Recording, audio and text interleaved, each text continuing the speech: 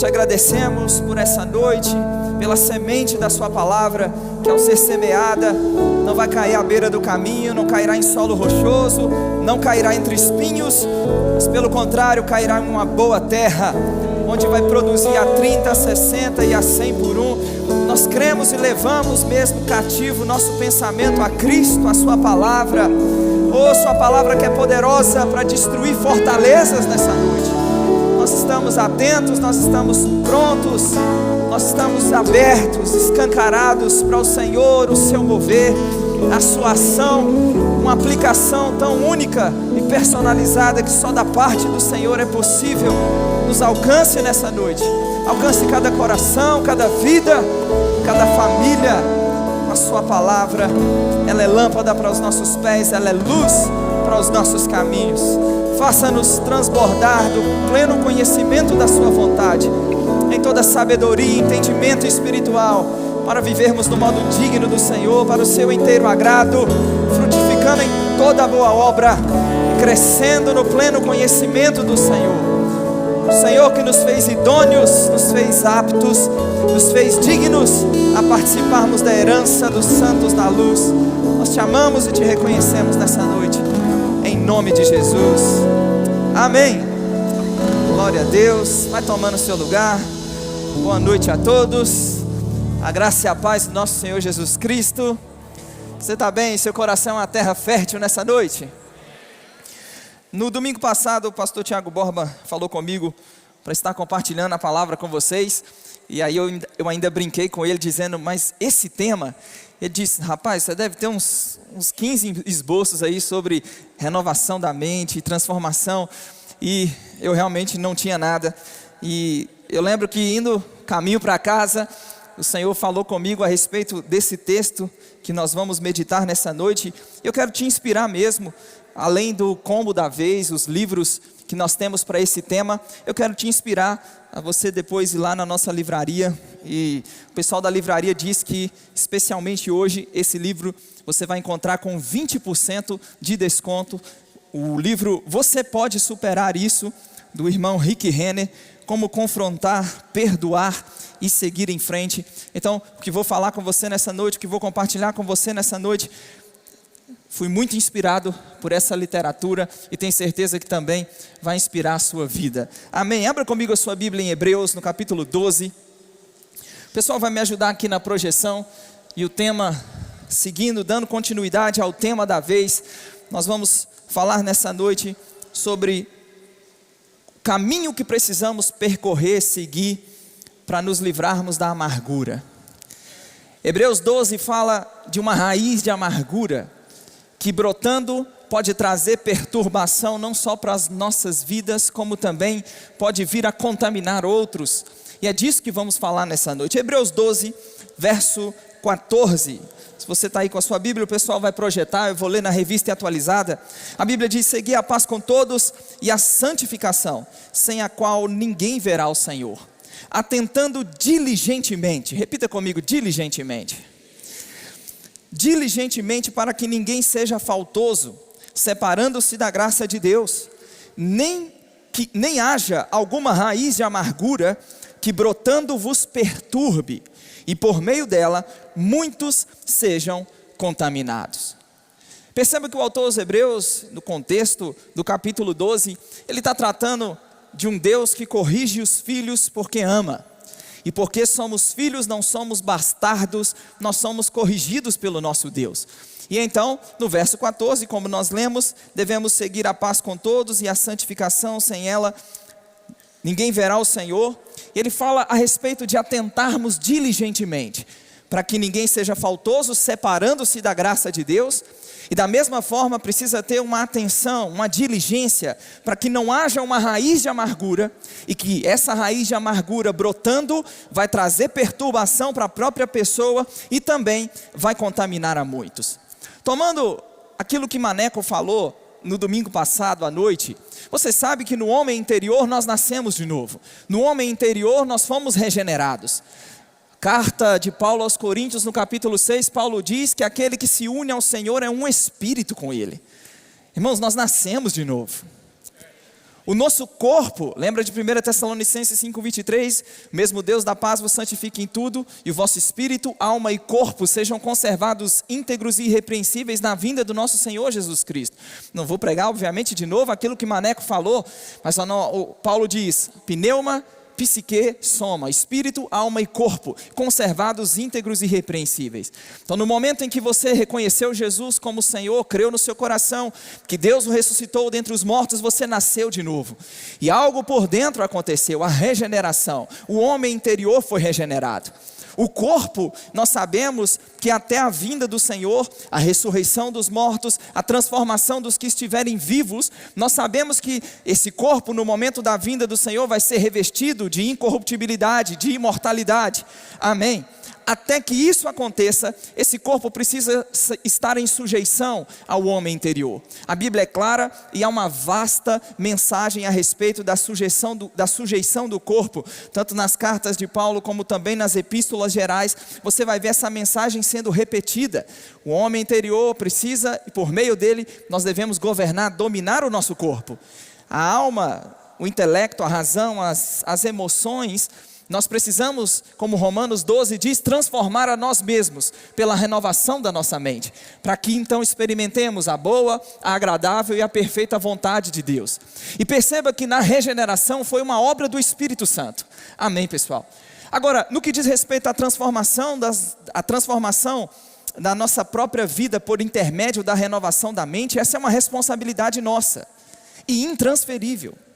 Eu não posso transferir para Deus essa responsabilidade dizendo: Senhor, renove a minha mente. Não, Ele já diz que é uma tarefa nossa. Nós é que vamos transformar a nós mesmos pela renovação da nossa mente, por um processo de mudança de valores. E nessa noite o que eu vou compartilhar, principalmente falando da amargura, você vai encontrar, e eu vou te provar e te mostrar alguns artigos, que até mesmo doenças, e temos diversas doenças relacionadas à falta de perdão, à amargura e a rancor. Você vai ter comprovações científicas de doenças cardiovasculares, câncer, doenças imunológicas relacionadas intimamente à pessoa que não tem ou ela não está saudável em suas emoções. E eu vou dividir nossa mensagem em 3 pontos. Fala para alguém que está perto de você: se você quer ser próspero de alma, você precisa se livrar da amargura, do rancor. E como eu disse, vamos conversar e vamos dividir em 3 pontos. Coloca para mim, por favor, o primeiro ponto. Quando olhamos para Hebreus, pode passar? Hebreus capítulo 12, como lemos o versículo 15. Hebreus diz: atentando diligentemente. Essa palavra grega, diligentemente, pode passar, eu queria que você acompanhasse comigo. Essa palavra grega, diligentemente, então perceba o que Hebreus está dizendo. Devemos atentar diligentemente, além de ninguém ser faltoso, separando-se da graça de Deus. Hebreus diz: atentar diligentemente para que não haja uma raiz de amargura que, brotando, vai nos perturbar e contaminar outros. Essa palavra diligentemente é a palavra grega episcopos, tirada da palavra grega epi, que significa sobre, por cima, e da palavra scopus, que significa olhar. Quando essas duas palavras se juntam, a nova palavra episcopos significa alguém que olha por cima ou alguém que exerce supervisão sobre alguma coisa. Para se ter uma ideia, essa palavra é usada no Novo Testamento para o governo da igreja. Por exemplo, quem é o nosso pastor aqui na igreja sede? Pastor Tiago Borba, não é? Ele tem o governo, ele tem a supervisão dessa congregação. A palavra usada em Hebreus, episcopos, atentando diligentemente, essa palavra usada no contexto de Hebreus, ela está relacionada ao contexto de falta de perdão, de amargura e de ofensa. O que o autor aos Hebreus está nos dizendo claramente? Ele está nos dizendo que nós devemos agir como os bispos, aquele que tem o governo sobre as nossas emoções. E da mesma forma como nós aqui temos a responsabilidade de transformarmos a nós mesmos pela renovação da nossa mente, nós precisamos assumir o governo, a supervisão, nós precisamos assumir o domínio sobre as nossas emoções, não permitindo que uma raiz de amargura ou que uma amargura crie raízes em nosso interior. Quem está comigo? Assim como o pastor ele é responsável pelo que acontece em uma congregação, de certa forma, nós somos os responsáveis pelo que permitimos criar raízes em nosso interior, em nossas emoções. Olha o que o apóstolo Paulo diz em Filipenses no capítulo 4 e o verso 8. Filipenses capítulo 4 e o verso 8. Depois de falar no verso 6 que nós não precisamos andar inquietos a respeito de coisa alguma. Tem um amém aí? Nós não precisamos andar ansiosos, inquietos a respeito de coisa alguma. Paulo diz, em tudo porém, verso 6, em tudo porém sejam conhecidas diante de Deus as vossas petições pela oração, pela súplica com ações de graças, e a paz de Deus, que excede todo o entendimento, guardará o vosso coração e a vossa mente em Cristo Jesus. Verso 8, finalmente irmãos, tudo que é verdadeiro, tudo que é respeitável, tudo que é justo, tudo que é puro, tudo que é amável, tudo que é de boa fama, se alguma virtude há, se algum louvor existe, seja isso que ocupe o vosso pensamento. O que Paulo está dizendo? Paulo está dizendo e sugerindo que tipo de pensamento deve nos governar, que tipo de pensamento deve ser permanente, deve estar presente em nossas vidas. Nós somos e precisamos atentar diligentemente, sermos os responsáveis, exercer o governo e a supervisão, para que uma amargura não crie raízes, o rancor, a falta de perdão, crie raízes dentro de nós. Não podemos culpar ninguém pelo que permitimos desenvolver dentro de nós. Quando as pessoas ouvem um princípio como esse, elas geralmente argumentam: você simplesmente não sabe o que o fulano me fez. Você não sabe o mal que ele me causou. Você não sabe o que ela fez. Você não entende, você não conseguiu entender a gravidade da ofensa, a gravidade do que ela fez comigo. Há uma razão porque eu estou ressentido e amargo. Eu tenho motivos para me sentir dessa forma. Espero que não seja a palavra de Deus para ninguém nessa noite, talvez esteja acontecendo bem distante daqui. Mas nós temos nossas razões, eu tenho uma razão para me sentir chateado, triste, amargurado. E sabe, irmãos, essas razões, elas são simplesmente armadilhas. Armadilhas projetadas para nos destruir, se nós a deixarmos, se nós permitirmos que elas continuem hospedadas em nosso interior. Vamos para o nosso segundo ponto, porque se nós cairmos nessa armadilha, como o autor aos Hebreus diz, essa amargura ao criar raízes, ela vai trazer perturbação para nós. E o segundo ponto é, precisamos considerar as consequências que uma raiz de amargura pode provocar. O texto continua, nem haja alguma raiz de amargura, diga amargura. Sei que você não gosta de ficar respondendo com o pregador, falando com a pessoa ao lado. É só para fins didáticos, tá bem? Vamos para a definição grega dessa palavra amargura. E Rick Renner, que traz essas definições em seu livro, Você Pode Superar Isso. Eu tenho certeza que alguém vai ser inspirado a te dar um livro desse de presente ao final da reunião. Então fica pronto para receber. Passa para mim, por favor. A palavra grega amargura é a palavra grega piquíria. Tiago Garcia, me ajuda aí se eu estiver correto na pronúncia. Que descreve algo que é interiormente azedo, cáustico ou afiado. Ela descreve uma pessoa que é tão interiormente azeda e amarga, que isso transparece em seu rosto. O que está dentro de uma pessoa que já tomou os seus pensamentos, já tomou a sua alma, ela está por dentro tomada por aquilo, isso vai sair dela, isso vai transparecer, isso vai ser visto, não só na sua própria vida, como também em seu relacionamento e tratamento com outros. Tudo que meditamos, pensamos, refletimos, isso começa a criar raízes dentro de nós. E se uma amargura cria raízes no interior de uma pessoa, isso pode fazer com que ela fique tão infectada, amarga, que tudo à sua volta, ela mesma e as pessoas à sua volta também serão afetadas.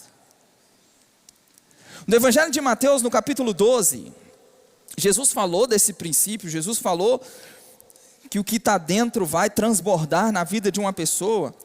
O contexto do capítulo 12, ele está expulsando um demônio pelo poder do Espírito Santo, e os fariseus passaram a acusá-lo de expulsar pelo maioral dos demônios, Beelzebu. E Jesus, nesse contexto, fala de uma casa dividida não subsistir, Satanás expelindo Satanás, não vai subsistir o seu reino. Então, dentro desse contexto, ele diz, verso 33, Evangelho de Mateus, capítulo 12, e o verso 33, a Bíblia diz: ou fazei a árvore boa e o seu fruto bom, ou a árvore má e o seu fruto mau, porque pelo fruto se conhece a árvore. É forte, Brasil. Pelo fruto se conhece a árvore. Jesus, no contexto aqui, como eu disse, aos fariseus acusando ele de expulsar demônio pelo maioral dos demônios, ele diz a esses fariseus: raça de víboras, como podeis falar coisas boas sendo maus? Porque a boca fala do que está cheio o coração. E uma amargura, uma vez que brota, uma vez que cria raízes dentro de uma pessoa, essa amargura vai brotar. E essa amargura, ao brotar, ela vai produzir frutos, e frutos prejudiciais, não só para a vida daquela pessoa que está enraizada com essa amargura, enraizada em seu interior, como também vai trazer perturbação, vai prejudicar a muitos. Se você continua na palavra perturbar, então nem que haja nenhuma raiz de amargura que brotando vos perturbe. A palavra perturba, ou perturbar, vem da palavra grega enokleo, enoshel, não faço ideia como seria a pronúncia, que significa incomodar, assediar, irritar ou perseguir. Refere-se a algo que incomoda e chateia a ponto de você ser constantemente atormentado por pensamentos a respeito disso. O que o autor aos Hebreus está dizendo? Essa amargura criou raízes e ela está perturbando a pessoa. Ela vai irritar, ela vai perseguir, ela vai chatear alguém a ponto de constantemente a pessoa ser atormentado por aqueles pensamentos, por aquela ofensa sofrida. E como eu disse, há comprovações científicas de que doenças estão relacionadas a esse interior que não está saudável. Eu estive conversando com a psicóloga Thalita Palhano e ela me ajudou nessas pesquisas, e ela trouxe um vasto material, uma pesquisa tão ampla, com resultados, realmente resultados que chamam a nossa atenção. Eu não tive condições, tão vasta foi a pesquisa que ela fez, eu não tive condições de trazer todo o resultado, mas eu trouxe alguns desses resultados para te mostrar doenças cardiovasculares, câncer relacionado ao que estamos falando. Pode passar. Uma pesquisa mostrou que raiva e ansiedade pode precipitar arritmias devido ao aumento de atividade simpática. A raiva não contribui somente para a aterogênese e o desenvolvimento de doenças cardíacas, mas também desencadeia eventos coronarianos agudos. E aí tem as fontes específicas. Tanto a raiva quanto os exercícios físicos podem causar infartos não fatais no miocárdio e ou isquemia transitória. Porém, nas 2 horas subsequentes a episódios de raiva, o risco relativo de infarto do miocárdio aumenta mais de 2 vezes. Pode passar? Uma outra pesquisa provou que a ansiedade mostra-se relacionada à ocorrência de eventos cardíacos ao afetar o controle cardíaco autonômico, podendo aumentar o risco de arritmias ventriculares fatais. Pode passar o próximo, por favor?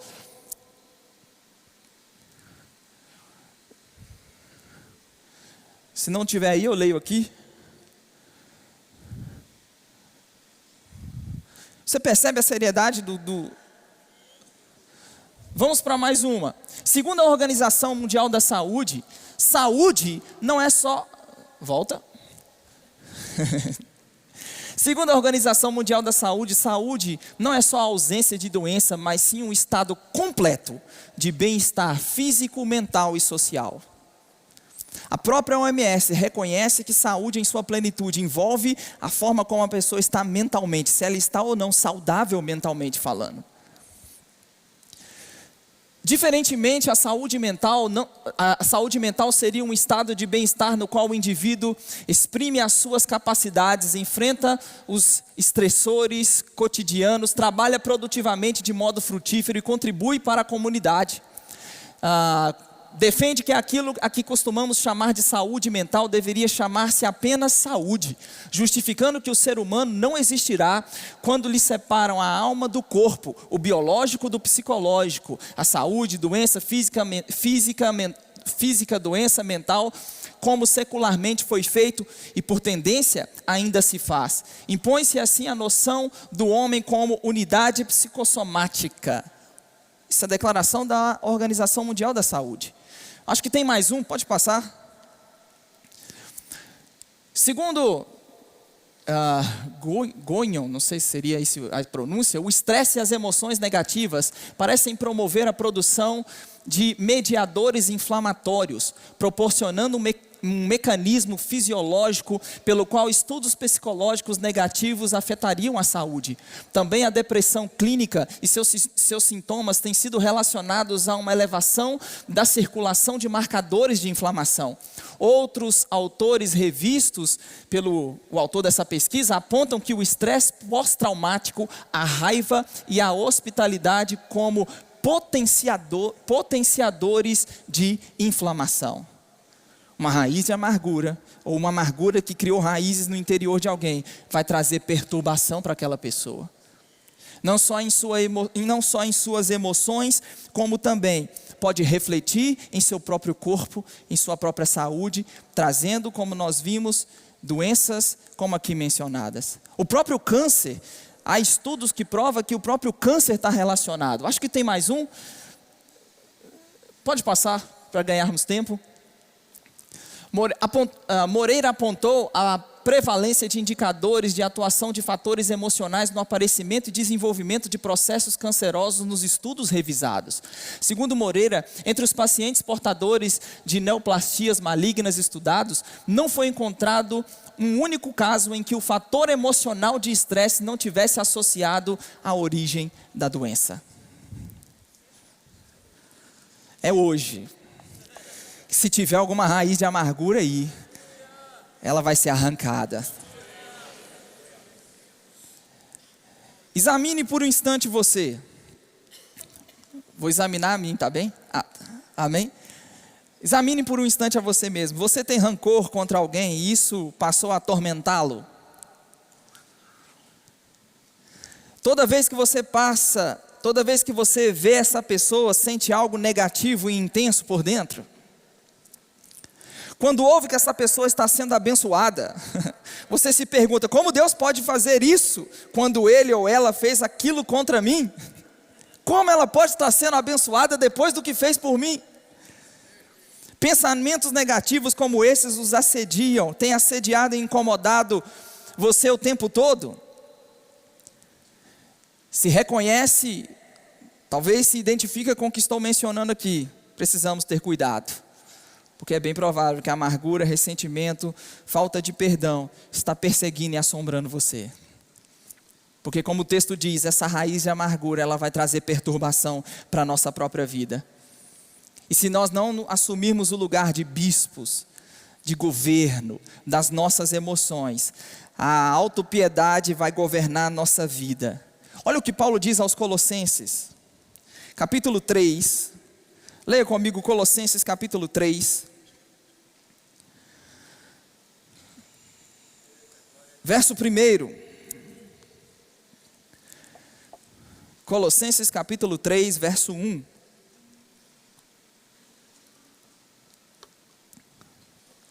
Está recebendo alguma coisa nessa noite? Portanto, se fostes ressuscitados juntamente com Cristo, buscai as coisas lá do alto, onde Cristo vive assentado à direita de Deus. Pensai nas coisas lá do alto. Nós precisamos, irmãos, pensar nas coisas do alto. Pensa no que Ele fez por você, pensa na graça, no perdão que te alcançou, pensa na misericórdia dEle demonstrada para com a sua vida, pensa em quão gracioso Ele tem sido com você.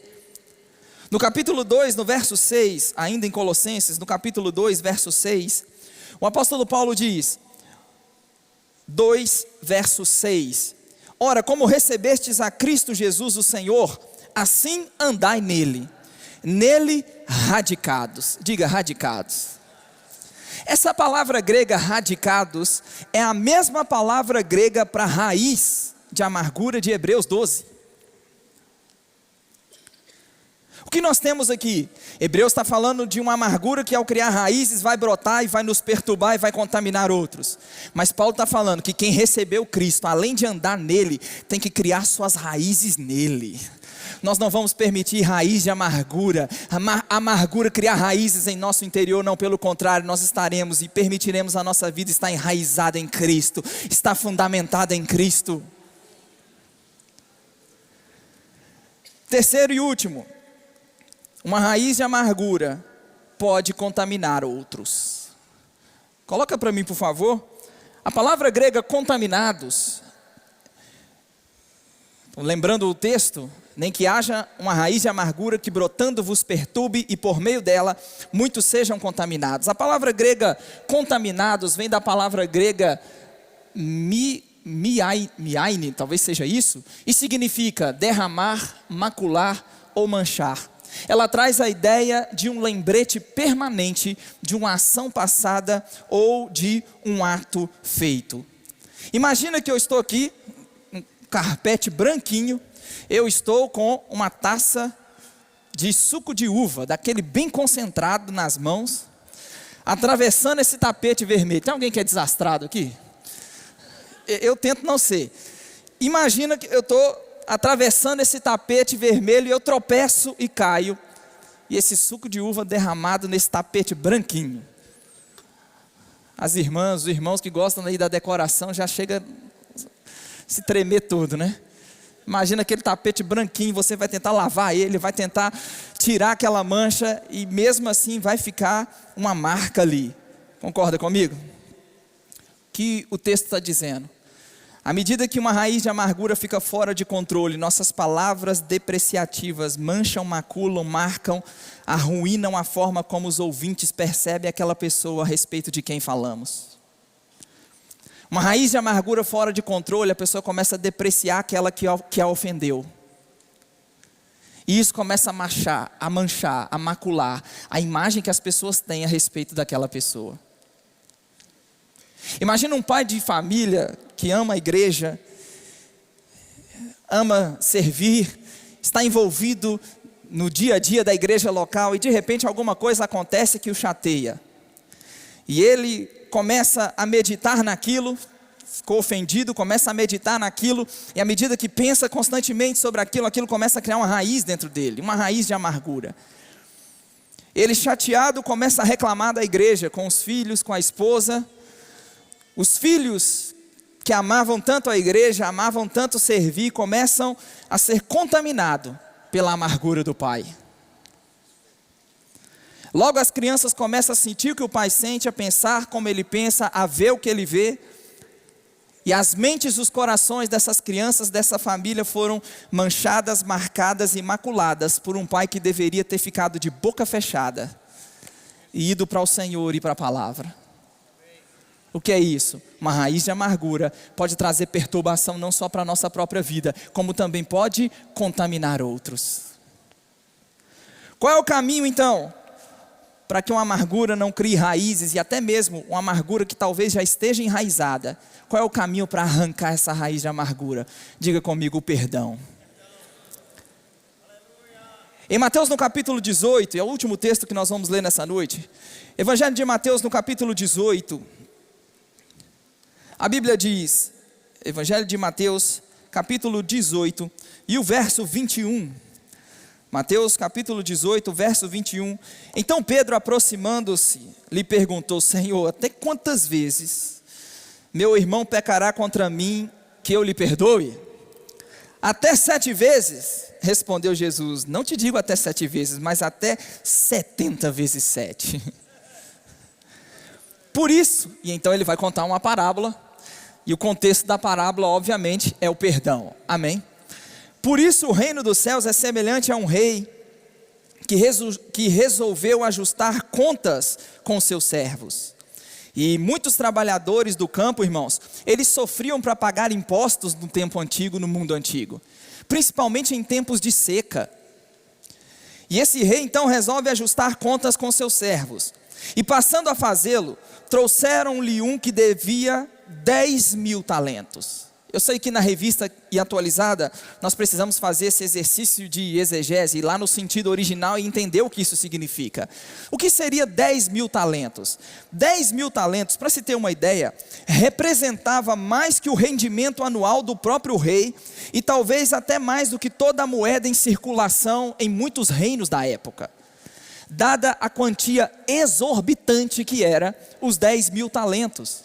Para se ter uma ideia, o talento de prata era o equivalente a 1.000 dracmas, ou o salário de 6.000 dias de um trabalhador. 10.000 talentos, nós estamos falando de uma quantia aproximadamente de 60 milhões de dias. Era uma quantia impagável. E a grande questão do texto não é fazer contas, a questão é entender, se tratava de uma quantia impagável. Então o texto continua, verso 25, não tendo ele porém com que pagar, ordenou o Senhor que fosse vendido ele, a mulher e os filhos e tudo quanto possuía, e que a dívida fosse paga. Então no mundo antigo era exatamente isso. Se um camarada entrou numa dívida e ele não tem condições de pagar aquela dívida, ele, a sua família, os seus bens, eles se tornam escravos daquele a quem ele deve.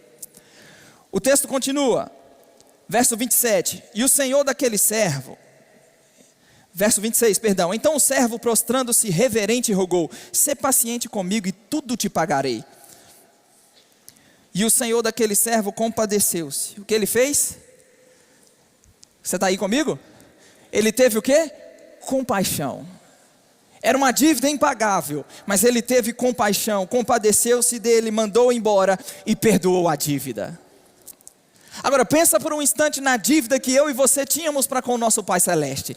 Pensa por um instante na dívida que o meu e o seu pecado nos deixou. O meu e o seu pecado, irmãos, a consequência do meu e do seu pecado era condenação eterna, era juízo, era punição. Mas estamos nós aqui hoje, novas criaturas, sacerdócio real, nação santa, povo de propriedade exclusiva do Senhor. Por quê? Porque Ele perdoou uma dívida que era impagável. Nós não tínhamos condições de pagar por nós mesmos. 28 diz, saindo porém aquele servo, encontrou um dos seus conservos que lhe deviam 100 denários. Agora, feito o câmbio dos 10.000 talentos, 100 denários era uma quantia irrisória. E agarrando-o sufocava, dizendo: paga-me o que deves. Então o seu conservo, caindo aos pés, lhe implorava: sê paciente comigo e eu te pagarei. Ele não quis. Antes, indo-se, lançou na prisão, até que lhe saldasse a dívida. Vendo seus companheiros o que se havia passado, entristeceram-se muito, e foram relatar ao Senhor tudo o que acontecera. Então o seu Senhor, chamando, disse: servo malvado, perdoei-te aquela dívida porque me suplicastes. Não devias tu igualmente compadecer-se do teu conservo, como eu me compadeci de ti? E aqui vem a moral da história. Se Deus nos perdoou e se entendemos que a dívida que tínhamos para com o Senhor era impagável e Ele nos perdoou graciosamente, nós devemos também perdoar uns aos outros.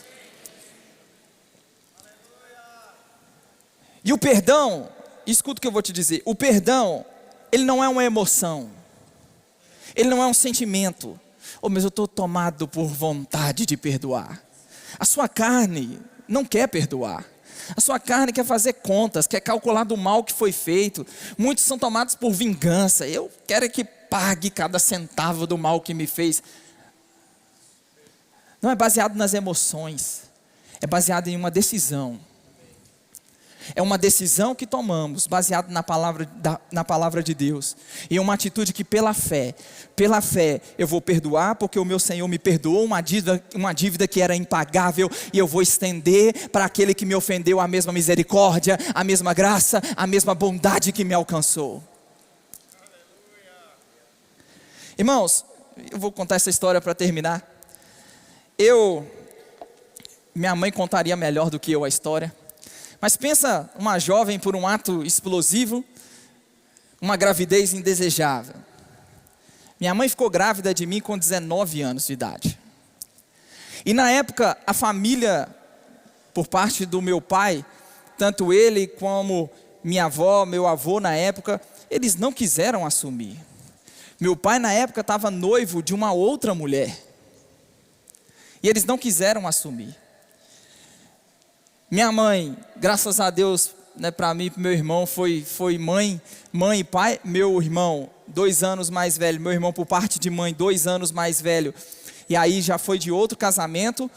Meu irmão sempre teve relacionamento com o pai dele. Mas eu cresci sem conhecer a família do meu pai. Eu cresci sem pai. E quando você é muito novo, você não entende muito. Mas daqui a pouco chega o entendimento. E eu me lembrava dos momentos da escola, dias dos pais, e a turma, os pais, as crianças desenham para os pais, aquela coisa toda, e aquilo me incomodava muito. Eu vim para o Senhor, e quando nasci de novo, uma das orações que comecei a fazer é: Senhor, me dê a oportunidade de conhecer minha família, por parte de pai.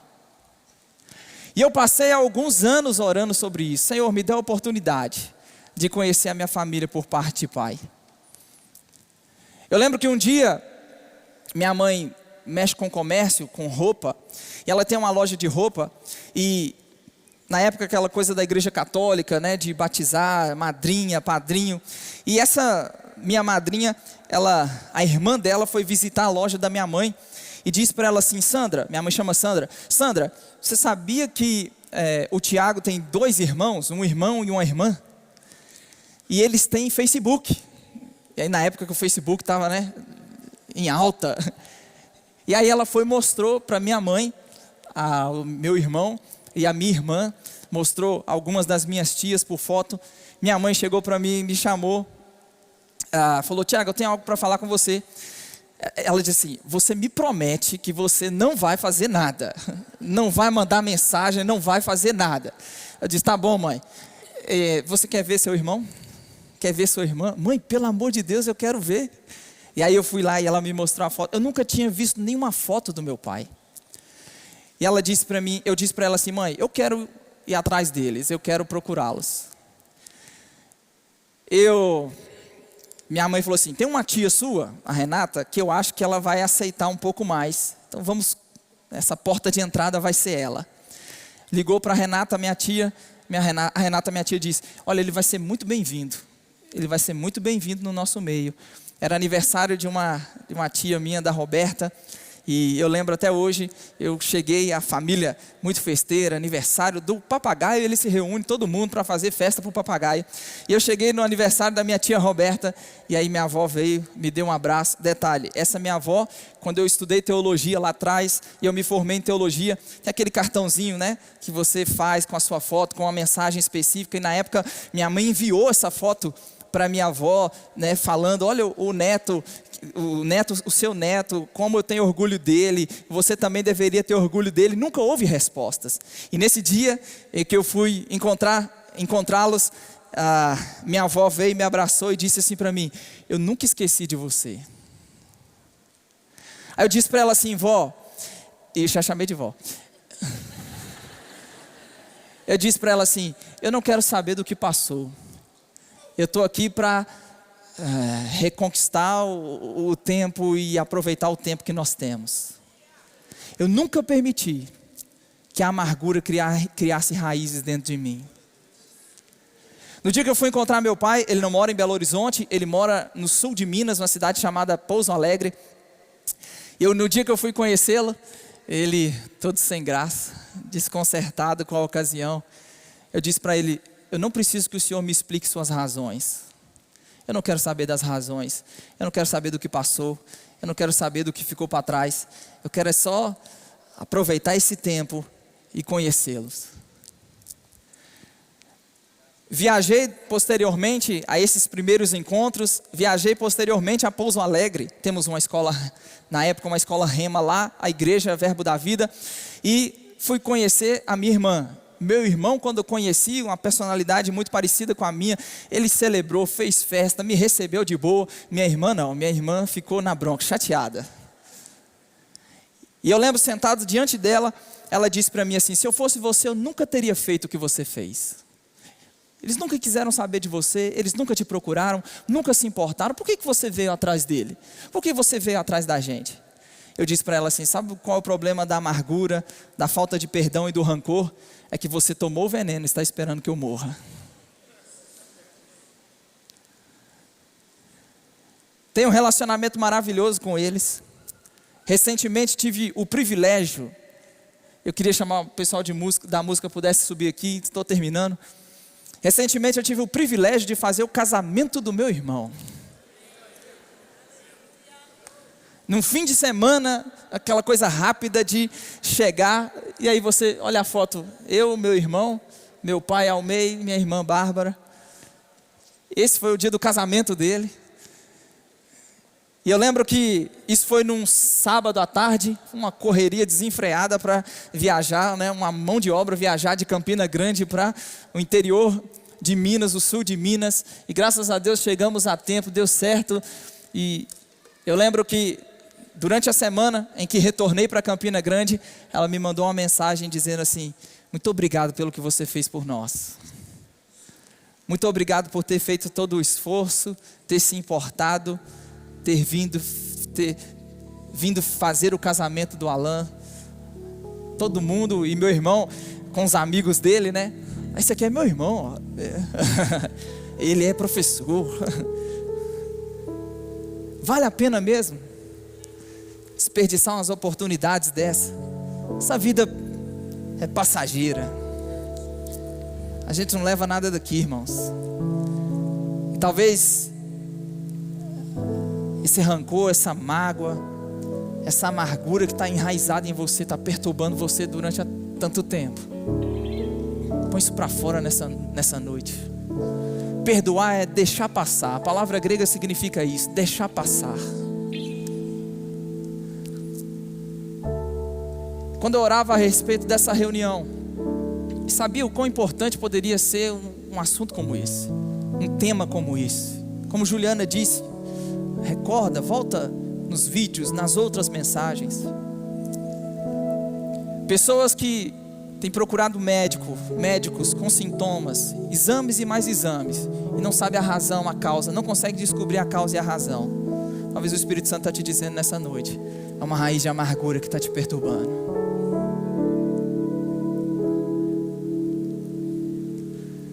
Feche seus olhos. Deixa esse bálsamo, deixa essa obra que só o Espírito Santo pode realizar no seu interior nessa noite. Fala para ele: Senhor, humanamente falando, naturalmente falando, não tem condições. Mas fala com ele pela fé, baseado naquilo que está escrito. Eu decido nessa noite perdoar. Eu decido nessa noite deixar passar. Eu decido nessa noite permitir que o Senhor e a sua palavra arranque de dentro de mim essa raiz de amargura. Pai, nós oramos em nome de Jesus Cristo. Pessoas aqui nessa noite que precisam mesmo tomar essa decisão, perturbadas há tanto tempo por causa de uma raiz de amargura.